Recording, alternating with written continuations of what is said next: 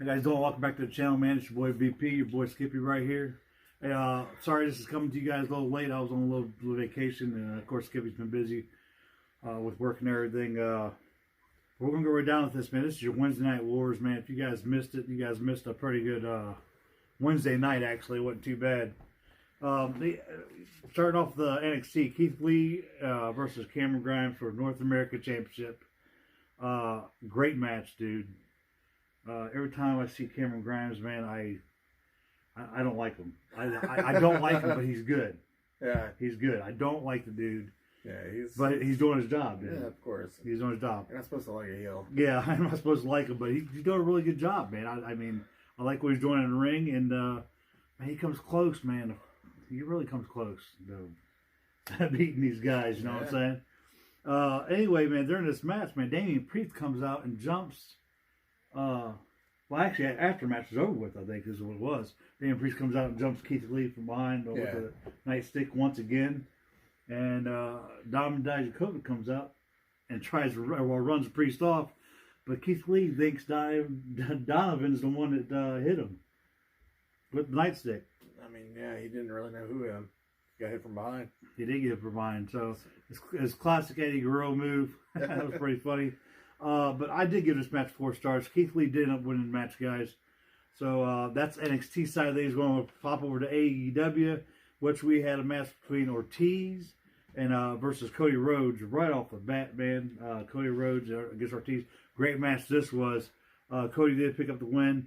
But what was interesting here to me was Jake Roberts was out of the audience with his new client, Archer. Lance Archer, if you guys don't know who this is a big dude, man.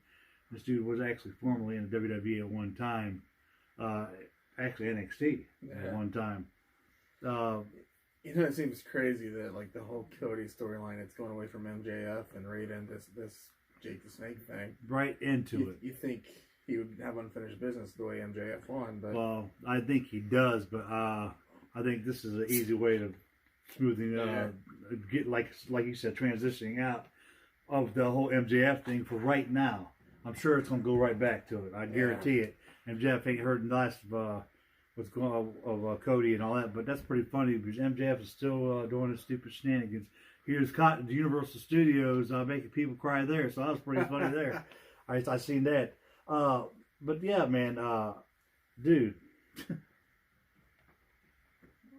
Fucking Santana was out there with Ortiz. Who got destroyed in the back by the Inner Circle came out? Yeah, man. Nick Jackson. Yeah, Nick Jackson. Because, his brother Matt wasn't there this week, right? No. Matt was there, but Nick did get destroyed back in the back by the Inner Circle because, that's right. After this match was over with, it went straight to the back. And Nick Jackson was, man, he looked like he was stuck between the garage and the floor. Man, he looked pretty fucked up, dude. Yeah. That was bad. Bad situation.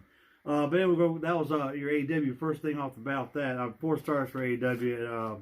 So we'll go back over to NXT side of things, which actually took place at the Performance Center, you guys didn't know. And they had audience. Still have audience. This is the first NXT, though. But the Mia Yim taking on Dakota Kai. Great match here. 3 stars for me. Raquel Gonzalez got involved, guys. I'm sorry.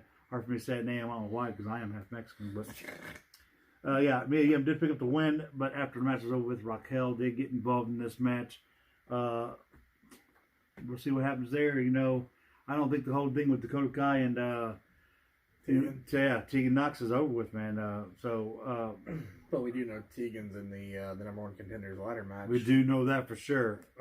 And I think Dakota Kai is not. We are going to get because so far we got Chelsea Green's in it. This was Mia Yim's chance to win. Mia Yim knocked Dakota Kai out, so that's what happened here. And of course, as you said later on, we got that Tegan Knox. We know that she advanced also. Next up, man, back over to the ladies' side of things. Man, damn, did I just spoil something? Yeah, that's all right. You know how tired I am. Chris Statlander, Sheeta, tag teamed up against B. Presley, your girl B, and Nyla Jax. Oh, that looks quite lovely. You know, I'm sorry, I said Nyla Jax. I'm sorry. Nyla Rose. Yeah, basically. Nyla Rose and B. Presley teaming up for the first time to go. It's Chris Statlander, my girl, and Sheeta.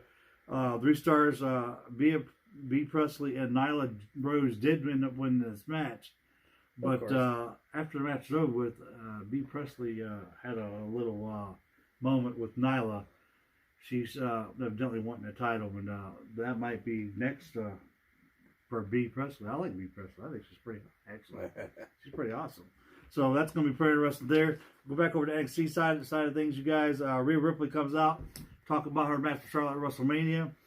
Lo and behold, Charlotte does show up, and Charlotte does take out Rhea Ripley. Sends a message to her, says, "Look, I'm the queen. I am ready for you. Come WrestleMania."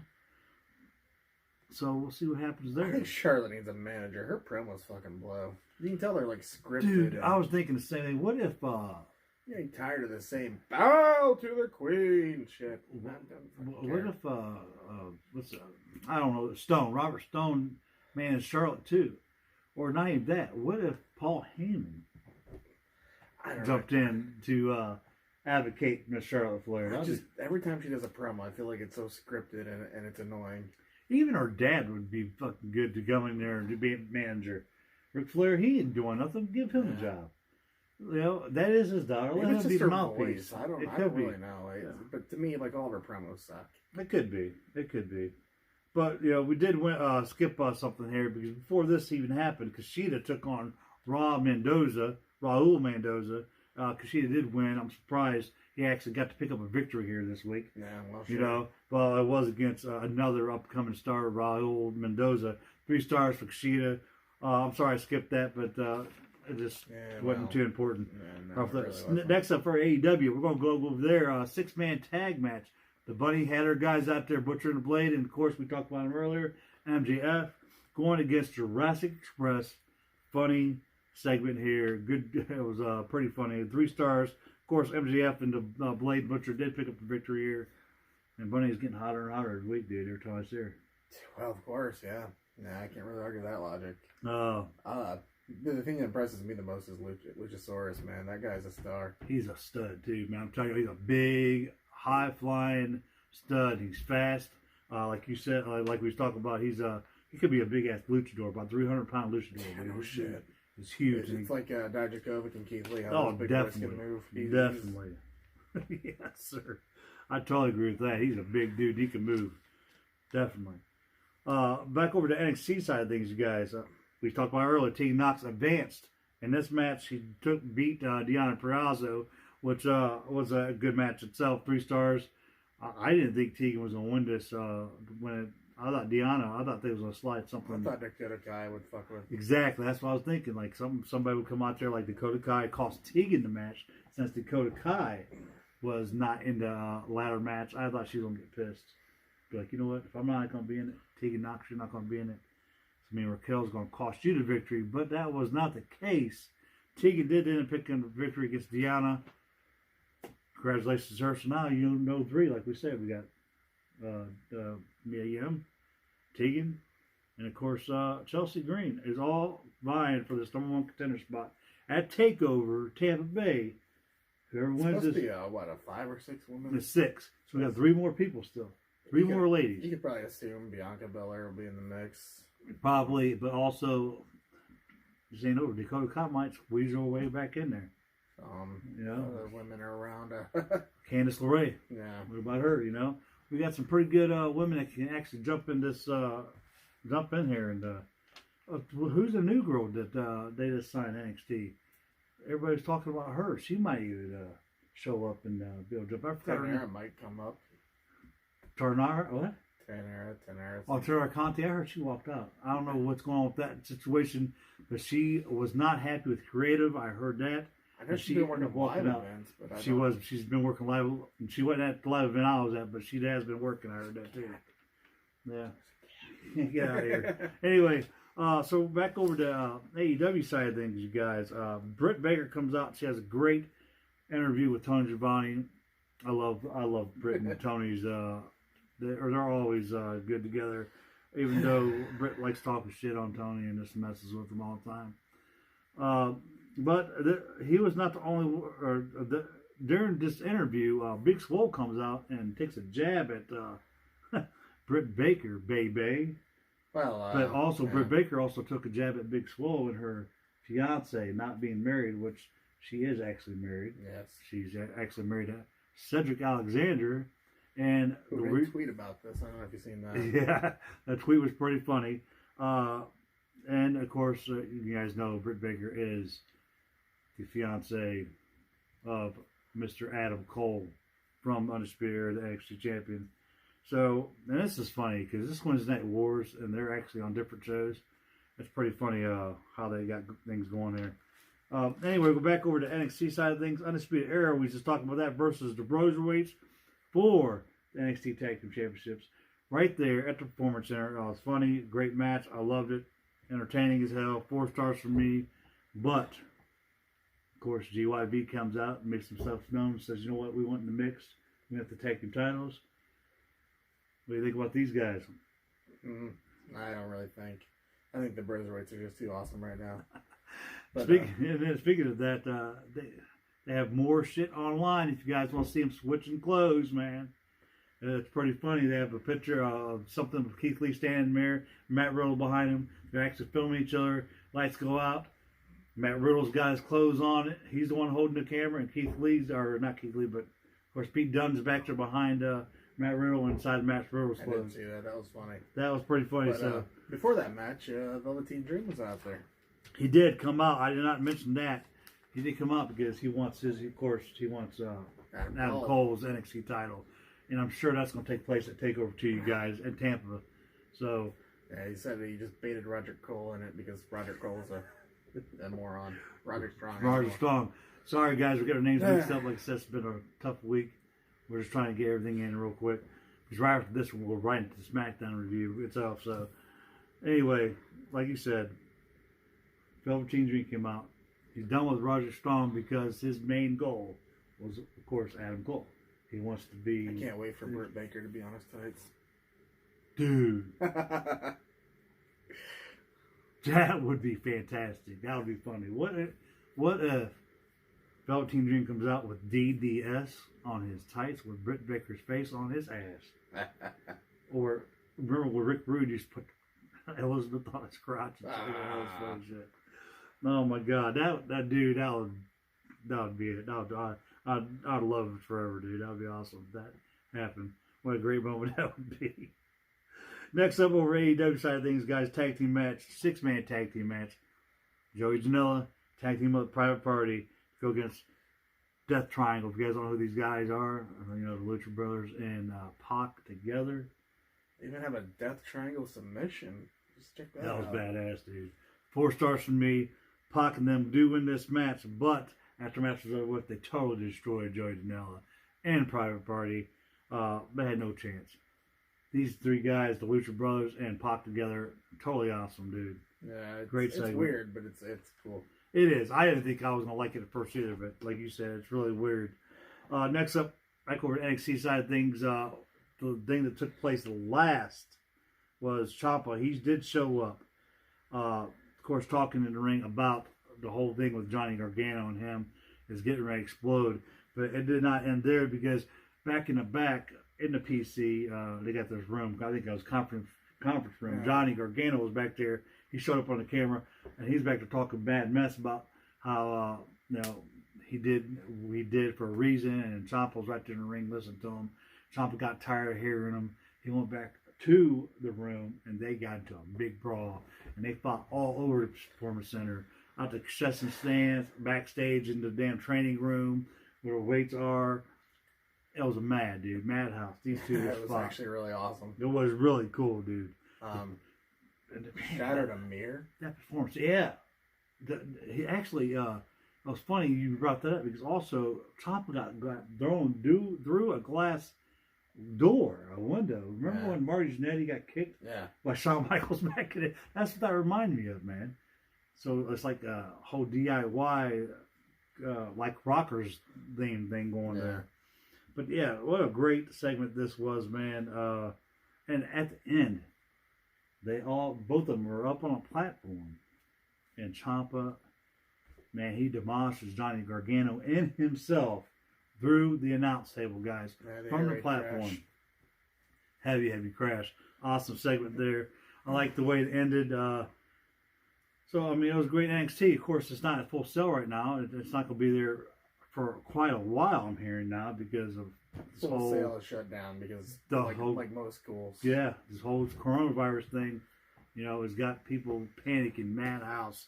Next up, for the AEW side of things, their main event. This is actually interesting.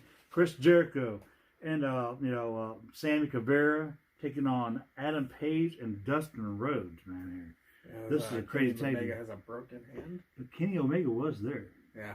Because if you guys remember earlier in the night when we talked about Nick Jackson getting hurt in the back, well, he came out to help the other guys that was in the ring, but he just couldn't wrestle. He was not cleared to wrestle, so that's why Hangman Page had to get a new partner, and he did find Dustin Rhodes, and all hell breaks loose. Dustin Rhodes and then Hangman Adam Page do win, but they win by DQ. I don't like to. I mean, I gave this whole segment 5 stars, not the match. Oh, yeah. The whole segment was 5 stars. It was actually really good, even though they did win by, of course, DQ. Cody Rhodes came out there. Omega was out there. I mean, everything just happened all at once because the whole Inner Circle came out there to try to beat down Page and Dustin, and of course Omega and Cody. All these guys came out there. Matt Jackson, because Nick was hurt, so Matt came out by himself. And Page and Jackson was up top and or up at the ramp. Remember, Matt Jackson flipped off Page the same way Page did him a few weeks ago. Yeah. He gives him a bird, even though he did come out there and help him out.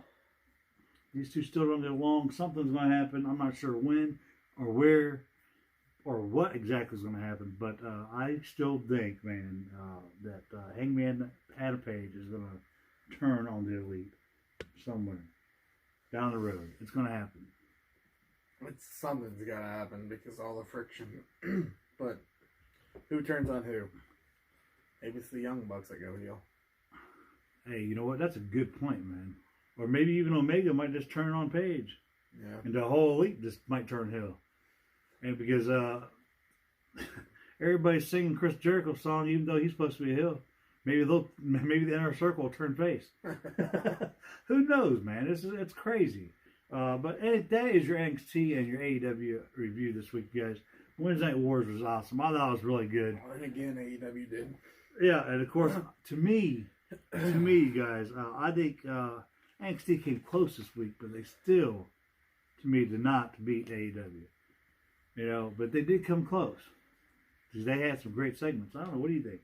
Did you like NXT better, or you like AEW? I think NXT had too many dumb segments, like the Kushida stuff. I don't really get why that was on the card. Yeah, that was kind of. I think you remember NXT's technically still developmental, so a lot of these guys are. True, even though it is its own brand, but also you guys got to remember, like he said, that there's people at the Performance Center still trying to get into the NXT, and that is where they will begin. So it doesn't matter.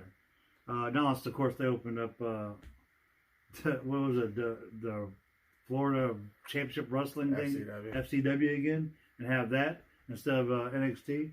But, but that is your AEW NXT reviews, guys. Here in a few minutes, we're going to stop this video. We're going to go right into SmackDown. It's going to be interesting. You guys need to hear this. Sure. It's crazy stuff. But anyway, we'll be right back after this commercial break. Check it out. How you guys doing? Welcome back, man. Of course, we told you this is your SmackDown review. This is something totally different, dude. Live to a sold-out crowd. Oh. Dude, this was funny, dude. I'm not gonna lie, I actually enjoyed it. I thought it was fucking hilarious. There was things I thought was fucking dumb, and there's things that were great. Yeah, but the whole... Dude, no audience for the first time for SmackDown.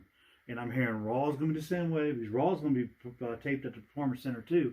Even though it's supposed to be at Pittsburgh, you guys, this week. But, man, this right here was something crazy. We're going to get into this. It starts out, man, there's only 2 announcers. Actually, 1. Michael Cole. Triple H is there as guest. And Triple H, this whole time, you guys, is busting Michael Cole's balls. It's so funny. Different segments, things he says to Michael Cole. It's hilarious. If you guys don't know, Triple H did get a quiet demotion within the company. Supposedly. Yeah. So I don't know what's going on with that, but of course, NXT still his baby, still runs that. That will never go away because that's his. And of course, that performance center that they're filming out of. That's Triple H's deal. That's his performance center too. Actually, it really is. But yeah, this whole thing was it was crazy, nuts. First time ever on televised. Well, televised, but without an audience. And it was weird. There was that empty arena match. That was back in the day. If you guys remember the halftime shows they used to have with The Rock and Mankind, that was one of them. Yeah, that was pretty cool. That was actually a really cool thing that happened too. But man, we'll get right on to this tag team match starting out. Bayley, Sasha Banks comes out, running her mouth to nobody. See, this is where some of this was kind of stupid. The pandering to no crowd kind of stuff. But I thought it was kind of funny. I thought at the same time it was stupid, but it was funny. Yeah. Because the things they were saying, because it was funny because Michael Cole and Triple H was commentating at the same time and says, and Triple H was like, oh man, Bayley and Sasha is out here talking to all these people. This is stupid shit. They were saying, dude, but it was funny. At the same time, it was stupid. But Sasha and Bayley takes on your girl Alexa and Nikki Cross. Crisscross applesauce. Yeah, there you go. But these guys, two tag teams going at it. Kind of a makeshift segment here. It was a makeshift segment because I give this match 3 stars, but I'm going to tell you what. During this match, when they went to commercial, everything stopped. I seen a video of... See, I think somebody's going to get fired because that video probably wasn't supposed to see the light of day. Well, yeah, I don't know exactly what happened. I think they were still on a live feed and they didn't know it on one camera. But, like, the girls, they, like, separated. They were talking amongst their partners and referees changing ropes, tag ropes on different corners. It was really weird to see that. But anyway, as soon as it got back into it, as soon as the commercial came back from commercial, they were right back into it again. But these poor ladies are very entertaining, especially when they work together. And it's interesting because the last couple of weeks, Alexa Bliss has been running her mouth about the Kabuki Warriors not showing up anywhere.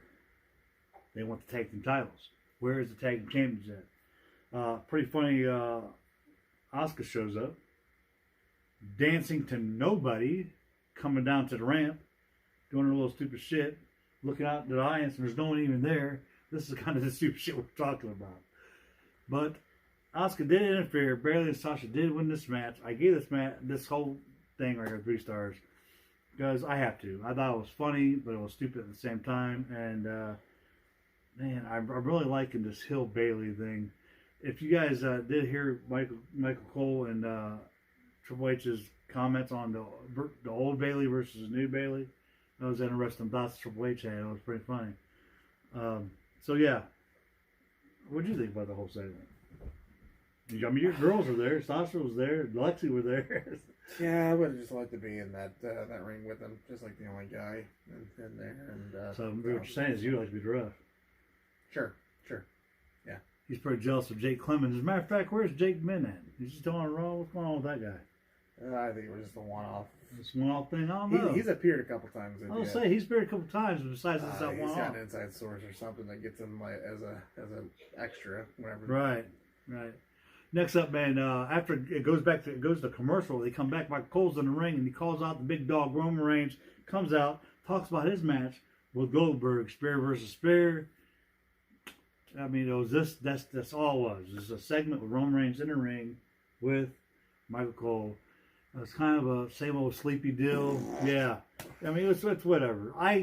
We all know Buck and Goldberg's gonna lose this match. We know Reigns is probably gonna be your new Universal Champion, which is cool. We know whatever. Goldberg, whatever. Poor. You're right. I mean, I hope that match is not gonna be like that at WrestleMania. If there is a WrestleMania. We don't even know what the hell's going on with that. Are they going to postpone it? And if they do, when? Wouldn't it absolutely fucking suck to kill the Fiend's character over no WrestleMania? Exactly. Oh, did I say that out loud? Yeah, that's basically the truth. Yeah. So, and another thing, speaking of Roman Reigns, how come WWE didn't put in like some like sitcom laugh track kind of stuff going on? Where like edit in some boos and some cheers, like they used to edit out Roman Reigns' boos. You know what I mean? They could have done that. That would actually been pretty funny, but I thought it would have been great. I thought it would have been actually funny too. That would have been funny. And Triple H just sell into it like, this crowd really is hating this. Triple H was, man, he was going nuts all night, dude. Just off the wall, stupid shit.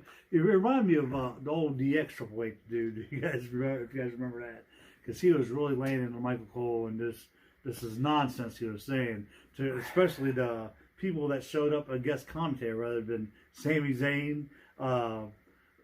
Stupid Elias was there at one point, and of course Mojo Rawley was there because talking about Gronk. I guess Gronk has signed with the WWE, so there you go. The former Patriot, you guys heard me, Rob Gronkowski is now a WWE superstar.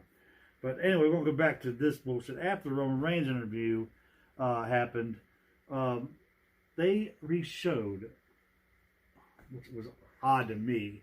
But they re-showed the whole Elimination Chamber tag team match for the championships at Elimination Chamber. It's hard to, and like I said earlier with the makeshift match on Sasha Banks and stuff, that was supposed to be Paige confronting Bayley, but due to travel issues, I assume there was a lot of travel issues. I'm sure there was too. Flights are getting grounded and whatnot, and right. This virus, it's way overplayed in my opinion. Way over. People are just taking this shit and exaggerating it way too much. You guys, the virus just has nothing to do with shitting yourselves. So leave the toilet paper alone. All right? We know we actually work at a grocery store. I'm not going to tell you which one because it sucks, but Wow. I didn't say that. I didn't say that. No. All hell. But anyway. It's a madhouse. We understand people are nervous and going crazy about things. Hand sanitizer, I can see, but what about the soap that's beside the hand sanitizer, you guys? Soap is more important to this than anything. You have to clean yourself before you use the hand sanitizer, right? So toilet paper, okay, why? No reason for it. Off the wall shit. Some of it makes sense. You don't want to leave your house. Like you said, we work in a grocery store. It makes sense to me to not have soup on the shelves right now. Well, yeah, that's different. Vegetable soup is food. You need that kind of stuff. And it's stuff that lasts forever. But it's like if you ever watch in your life Extreme Couponer, you go downstairs in the basement and you see the shit stacked to the stockpile up the shelves. Can you imagine going downstairs to someone's house and seeing nothing but a wall of toilet paper? What is that going to do for you? It's bizarre. It's really, really bizarre. The store I've been working at's already pulled in $1 million in like 3 days. Yeah. So, yeah. Just in sales. We work at the same store but different locations right now. But anyway, we're going to get back into this. Actually, the next segment, man, after the Elimination Chamber match that was shown on TV, which was odd. But it makes sense because, like I said, travel issues. This was supposed to be in where God knows where this is supposed to take place. I don't even remember. Yeah. But to have to relocate all the way down to Florida for the Performance Center. Which is in Orlando, you guys. If you guys do. And the other thing to talk about is while there was no crowd, they were also running a very limited crew. It really was. So there might have been like maybe 1 or 2 cameramen. A lot of special effects that you normally see weren't there. Like exactly. The holograms, they weren't there. No pyro, of course. Not at all. Which, why would you even have it? I mean, I get it. For what it was on TV without an audience, it was actually really entertaining, I thought, but it was stupid at the same time because, like you said, segments was really weird. But, it seems strange. It's like they got all those Performance Center trainees and stuff. I think they could have filled the audience with, but they, for some reason, chose not to. Somebody, that's pretty funny you said it. Somebody posted online.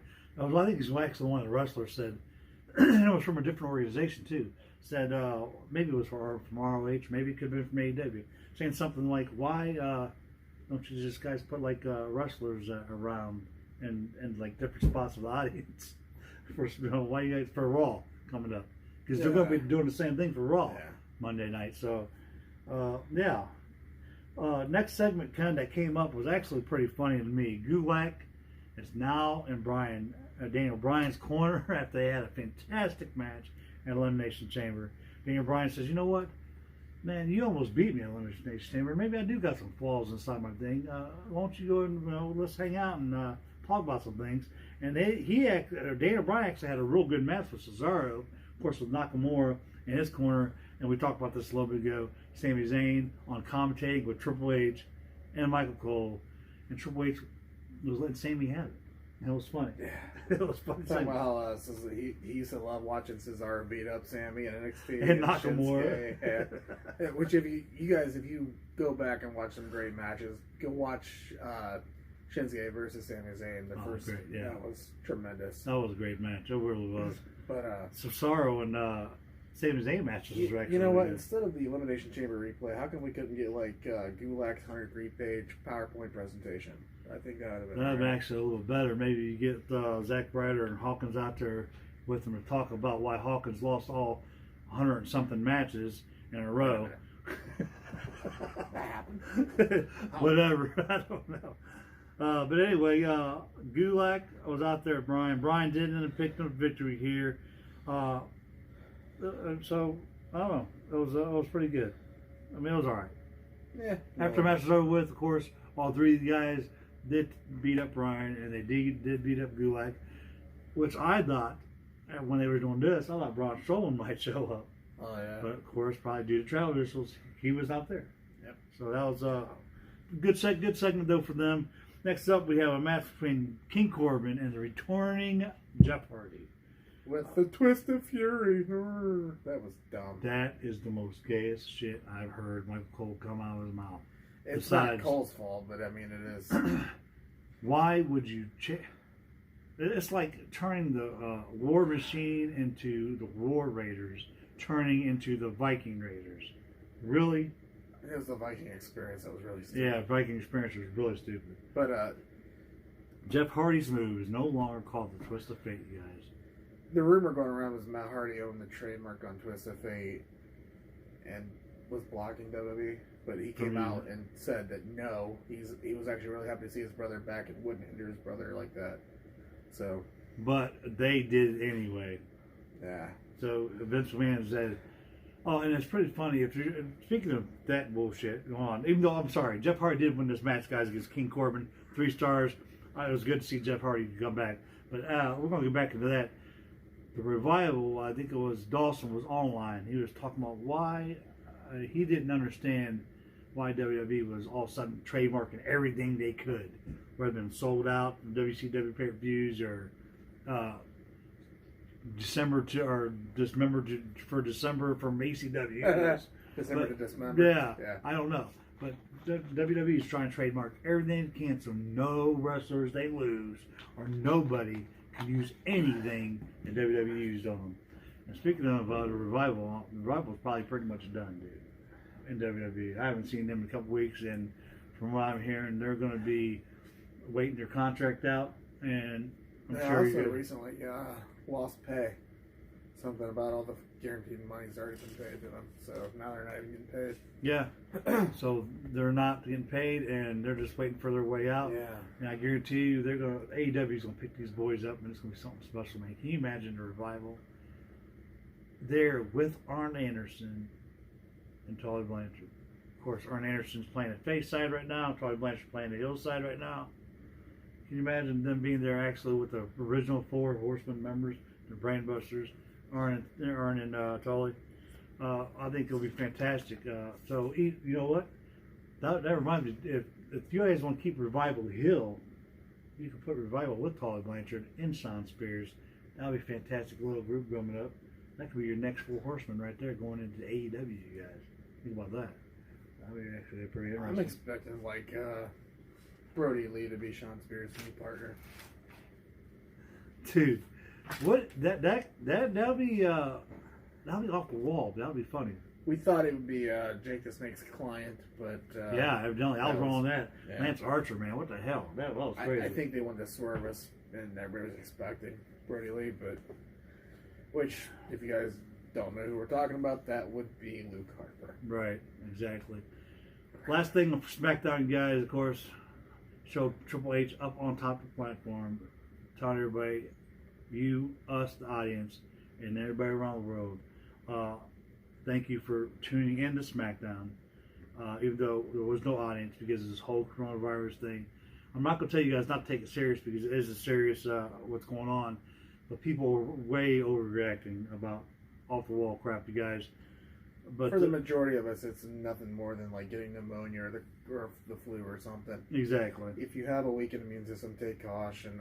Make sure you wash your hands. Don't touch your face. Older people are immune to this. So if you guys can help them out anytime, go shopping for them so they ain't got to come out. Whatever. Go get toilet paper for them so they ain't got to go out to that house and get it.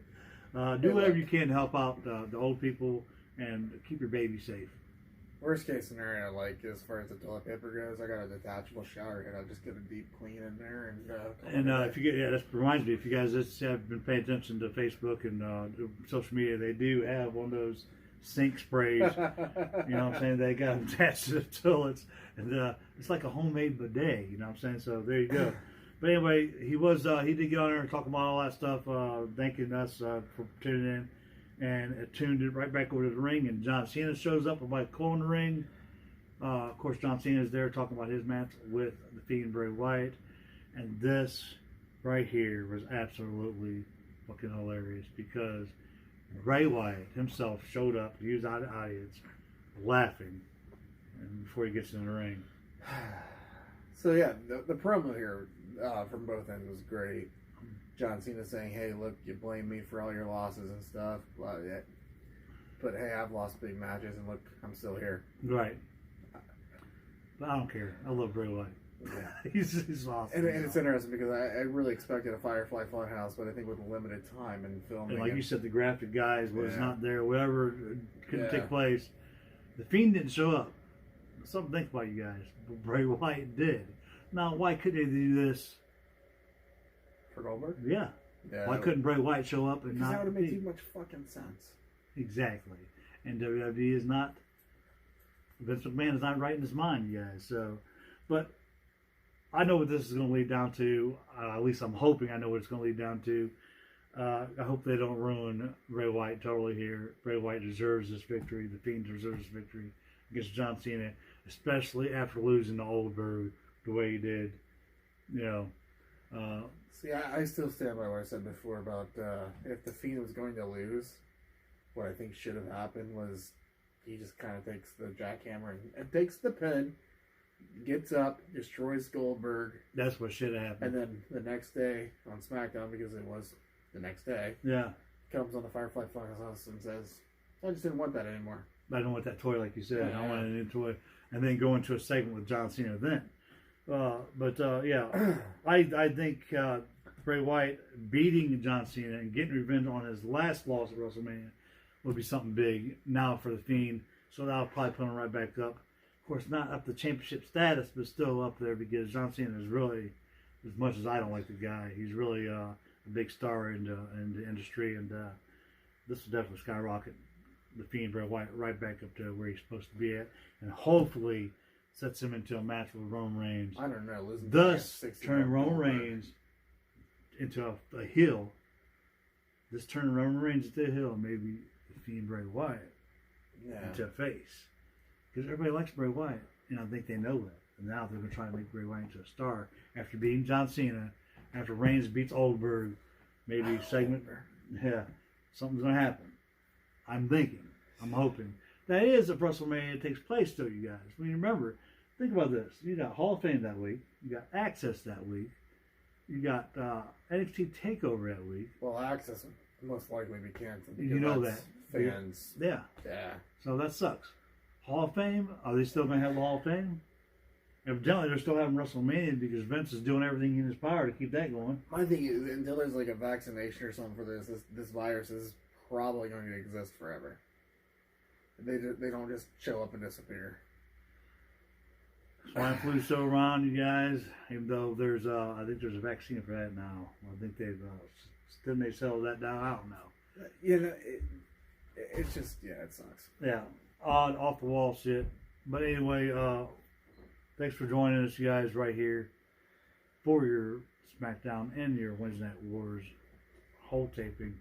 Until next time, which will probably be for Monday Night Raw. Yeah, he's coming up. We got a lot of great things coming up for that. Yeah. Too. We know the Undertaker and AJ Styles are still supposed to have their contract signing supposed to happen. So yeah, Monday Night Raw is coming up, and it's going to be in an empty arena. Performance Center. Yeah, PC Center again, just like SmackDown was. But tell us what you guys think about the whole SmackDown thing being no audience. If you guys liked or disliked it. If you guys liked our show this week with the Wednesday Night Wars and SmackDown. Like I said, we had to put this video together real quick because so many things going on due to the virus, with work, with vacationing, with everything that's going on, you guys. Yeah, and just props to WWE for still attempting something.